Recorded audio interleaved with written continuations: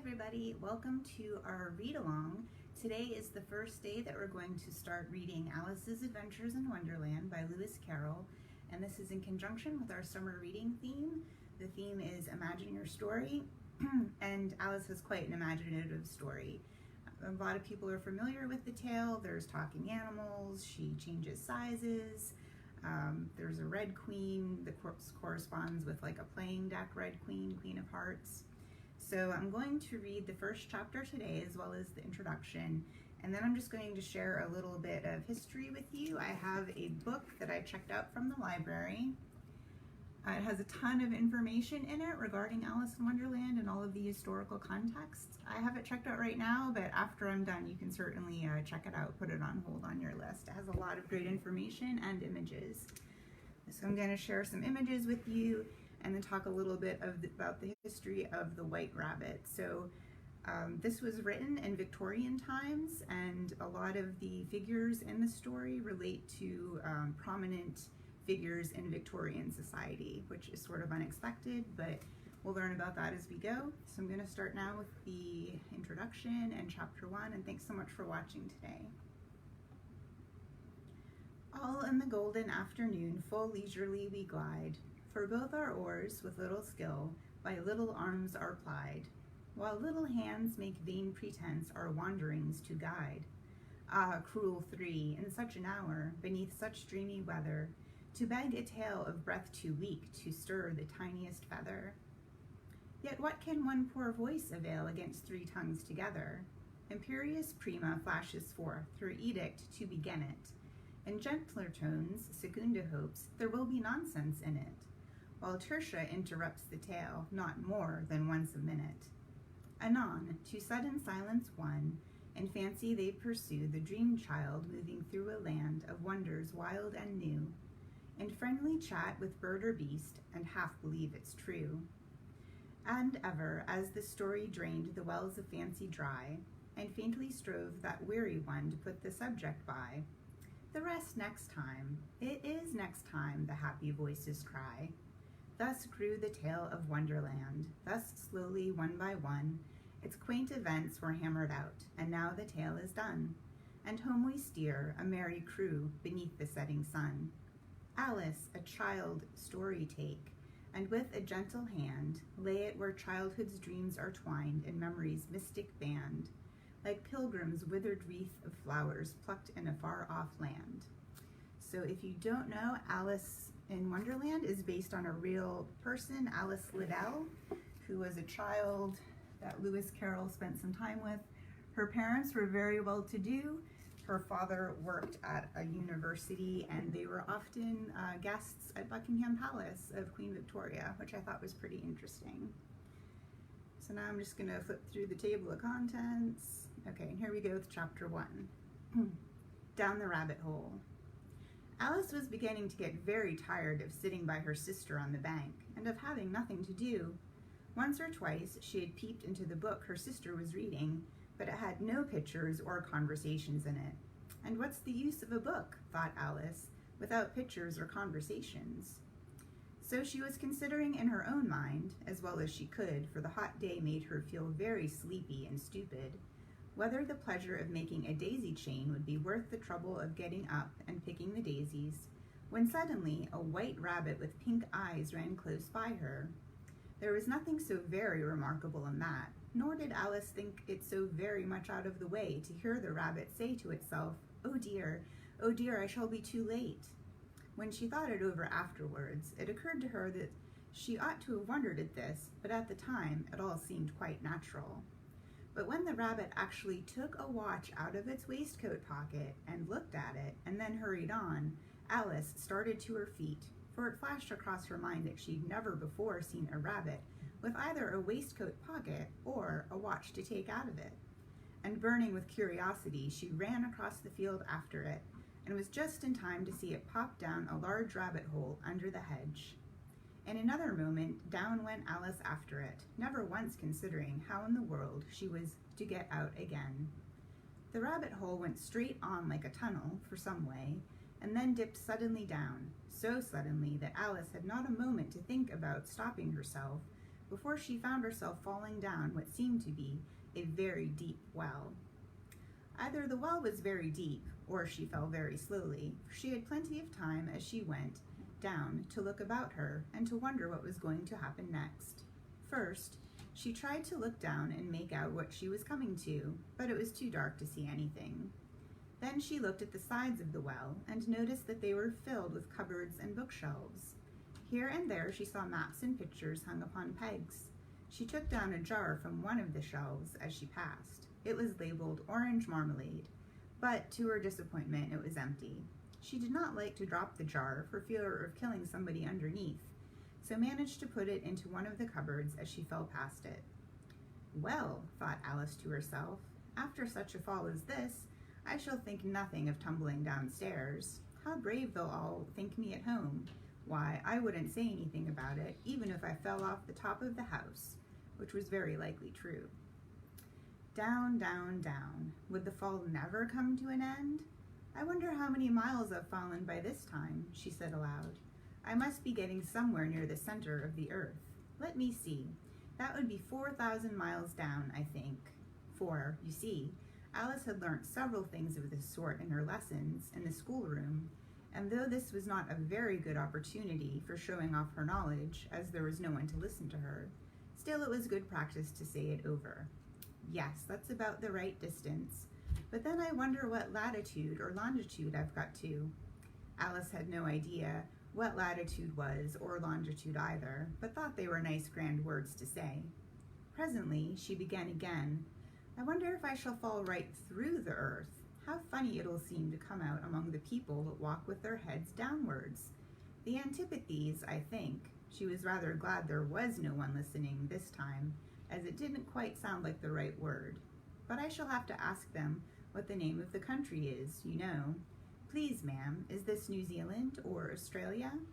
And she tried to curtsy as she spoke. Fancy curtsying as you're falling in the air. Do you think you could manage it? I don't. And what an ignorant little girl she'll think me. No, it'll never do to ask. Perhaps I shall see it written up somewhere. Down, down, down. There was nothing else to do, so Alice soon began talking again. Dinah'll miss me very much tonight, I should think. Dinah was the cat. I hope they'll remember her saucer of milk at tea time. Dinah, my dear, I wish you were down here with me. There are no mice in the air, I'm afraid, but you might catch a bat, and that's very like a mouse, you know. But do cats eat bats, I wonder?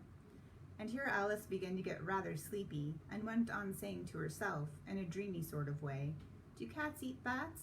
Do cats eat bats? And sometimes, do bats eat cats? For, you see, as she couldn't answer either question, it didn't much matter which way she put it. She felt that she was dozing off, and had just begun to dream that she was walking hand in hand with Dinah, and saying to her very earnestly, Now, Dinah, tell me the truth, did you ever eat a bat? When suddenly, thump, thump, down she came upon a heap of sticks and dry leaves, and the fall was over. Alice was not a bit hurt, and she jumped up to her feet in a moment. She looked up, but it was all dark overhead. Before her was another long passage, and the white rabbit was still in sight, hurrying down it. There was not a moment to be lost. Away went Alice like the wind, and it was just in time to hear it say, as it turned a corner, Oh, my ears and whiskers, how late it's getting. She was close behind it when she turned the corner, but the rabbit was no longer to be seen. She found herself in a long, low hall, which was lit up by a row of lamps hanging from the roof. There were doors all around the hall, but they were all locked, and when Alice had been all the way down one side and up the other, trying every door, she walked sadly down the middle, wondering how she was to ever get out again. Suddenly she came upon a little three-legged table, all made of solid glass. There was nothing on it but a tiny golden key, and Alice's first idea was that this might belong to one of the doors in the hall, but alas, either the locks were too large or the key was too small, but at any rate it would not open any of them. However, on the second time around, she came upon a low curtain she had not noticed before, and behind it was a little door about 15 inches high. She tried the little golden key in the lock, and to her great delight it fitted. Alice opened the door and found that it led into a small passage, not much larger than a rat hole. She knelt down and looked along the passage into the loveliest garden you ever saw. How she longed to get out of that dark hall and wander among those beds of bright flowers and the cool fountains, but she could not even get her head through the doorway. Even if my head would go through, thought poor Alice, it would be of very little use without my shoulders. Oh, how I wish I could shut up like a telescope. I think I could, if only I knew how to begin. For, you see, so many out-of-the-way things had happened lately that Alice had begun to think that very few things indeed were really impossible. There seemed to be no use in waiting by the little door, so she went back to the table, half hoping she might find another key on it, or at any rate a book of rules for shutting people up like telescopes. This time she found a little bottle on it, which certainly was not here before, said Alice, and tied round the neck of the bottle was a paper label with the words, "Drink me," printed carefully in large letters. It was all very well to say "drink me," but the wise little Alice was not going to do that in a hurry. "No, I'll look first," she said, "and see whether it's marked poison or not." For she had read several nice little stories about children who had gotten burnt and eaten up by wild beasts and other unpleasant things, all because they would not remember the simple rules their friends had taught them, such as that a red-hot poker will burn you if you hold it too long, and that if you cut your finger very deeply with a knife, it usually bleeds. And she had never forgotten that if you drink much from a bottle marked poison, it is almost certain to disagree with you sooner or later. However, this bottle was not marked poison, so Alice ventured to taste it, and finding it very nice, it had in fact a sort of mixed flavor of cherry tart, custard, pineapple, roast turkey, coffee, and hot buttered toast, she very soon finished it off. "What a curious feeling," said Alice. "I must be shutting up like a telescope." And so it was indeed. She was now only 10 inches high, and her face brightened up at the thought that she was now the right size for going through that little door into that lovely garden. First, however, she waited for a few minutes to see if she was going to shrink any further.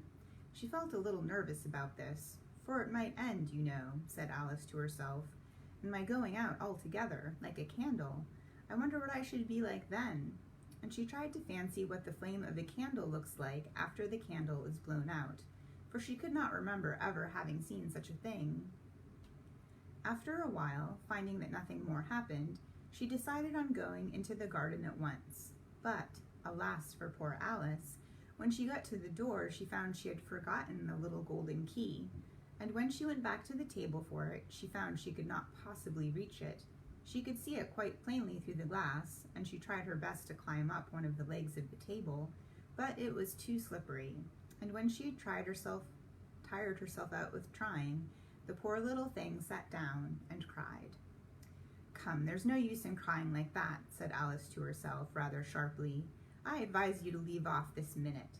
She generally gave herself very good advice, though she seldom followed it, and sometimes she scolded herself so severely as to bring tears into her eyes. And once she remembered trying to box her own ears for having cheated herself in a game of croquet she was playing against herself, for this very curious child was fond of pretending to be two people. But it's no use now, thought poor Alice, to pretend to be two people. Why, there's hardly enough of me left to make one respectable person. Soon her eye fell on a little glass box that was lying under the table. She opened it and found in it a very small cake, on which the words "Eat me" were beautifully marked in currants. "Well, I'll eat it," said Alice, "and if it makes me grow larger, I can reach the key, and if it makes me grow smaller, I can creep under the door, so that either way I'll get into the garden, and I don't care which happens." She ate a little bit and said anxiously to herself, "Which way? Which way?" holding her hand on the top of her head to feel which way it was growing. And she was quite surprised to find that she remained the same size. To be sure, this is what generally happens when one eats cake. But Alice had got so much into the way of expecting nothing but out-of-the-way things to happen that it seemed quite dull and stupid for life to go on in the common way. So she set to work, and very soon finished off the cake. So that's the end of chapter 1. Alice is still in the little room trying to figure out how to get through the door. But I have a couple things to share with you. So the White Rabbit is obviously a very recognizable figure from Alice in Wonderland, but some people think that the White Rabbit is related to the puka, which is the Irish sort of guide to the spiritual or fairy realm. And if you don't know what a puka is, you should watch the old movie Harvey with Jimmy Stewart. If you haven't seen it, I really recommend it because it's fantastic. In Harvey, Harvey's the puka, and he's depicted as a giant rabbit with big ears, so it makes sense that the rabbit is related to the puka. And on a side note, the Welsh name for puka is pucka, which supposedly is the inspiration for Puck in William Shakespeare's Midsummer Night's Dream, which I thought was cool. But for actual character in Victorian times, people think that the White Rabbit was Dr. Henry Ackland. And here's a picture of him. So he was a doctor to the royals. He was super busy, and he had so many appointments that people remember he often took out his pocket watch before rushing off to his next appointment. So you can see how that could be relatable to the White Rabbit. He's always looking at his pocket watch. Another thing is that Dr. Ackland was really into public sanitation and sewage flow. So apparently he was seen disappearing and popping out of like manholes because he was checking the sewage under the streets to make sure that things were sanitary. And there's just one more picture I wanted to share with you. And this is just a neat illustration of Alice as she's trying to climb up the glass table when she's small to get the bottle again and the key. And then next to that is her with her hand atop her head trying to figure out if she's getting smaller or taller. So this book has a lot of cool illustrations. I'll be using it as we go through Alice in Wonderland. If you have any questions or want to know more about pukas, I might post that in the comments below. So thanks so much for watching, and I'll be back reading Alice tomorrow at noon. See you next time.